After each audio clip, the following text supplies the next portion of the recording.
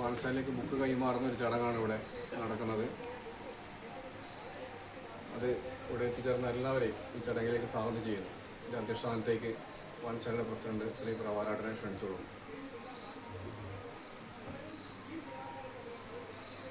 പ്രിയമുള്ളവരെ, തികച്ചും അപ്രതീക്ഷിതമായ ഒരു ചടങ്ങാണ് ഇപ്പോൾ ഇവിടെ നടക്കുന്നത്. നമ്മുടെ ഈ പ്രദേശത്തെ യുവ എഴുത്തുകാരി, കവിത എഴുതുന്ന ഇന്ദുലേഖ, അത് കൈമാറുന്നത് വായനശാലയ്ക്ക് വേണ്ടി മാതൃഭൂമിൻ്റെ തിരുമം ലേഖകൻ ഹാരിസും ശ്രീനന്ദിയും കൂടിയാണ്. അതിനു വേണ്ടി ക്ഷണിക്കുന്നത്. അതോടെ പുസ്തകം കൈമാറുന്നത് വളരെ സന്തോഷം. ഞാൻ ഇന്നാണ് ആ കവിതകളെല്ലാം വായിക്കുന്നതും കാണുന്നതൊക്കെ.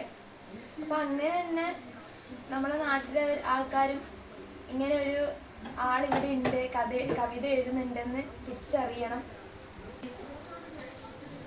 അധ്യക്ഷസ്ഥാനം അലങ്കരിക്കുന്ന ഗ്രന്ഥശാലയുടെ പ്രവർത്തകൻ പ്രഭാകരൻ, സ്വാഗത ഭാഷണം നടത്തിയ ഗ്രന്ഥശാലയുടെ ഭാരവാഹി രതീഷ്, അതുപോലെ തന്നെ സ്നേഹധന്യരായ നാട്ടുകാരെ, കടാങ്ങുന്ന് ഗ്രാമീണ വായനശാലയുടെ ഭാരവാഹികൾ, മറ്റുള്ളവരെ, നമ്മുടെ നാട്ടിലെ തന്നെ ഒരു അറിയപ്പെടുന്ന കവയിത്രിയാണ് അല്ലെങ്കിൽ എഴുത്തുകാരിയാണ് ഇന്ദുലേഖ.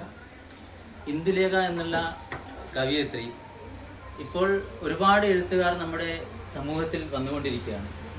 ഒരു പുസ്തകമോ അല്ലെങ്കിൽ ഒരു വരിയോ അല്ലെങ്കിൽ ഒരു പേജോ എഴുതിയിട്ട് സമൂഹത്തിൻ്റെ മുന്നിൽ ഞാൻ വലിയ എഴുത്തുകാരനാണ് എന്ന് മേനി നടിക്കുന്ന എഴുത്തുകാർ ഒരു ഭാഗത്തുണ്ട്.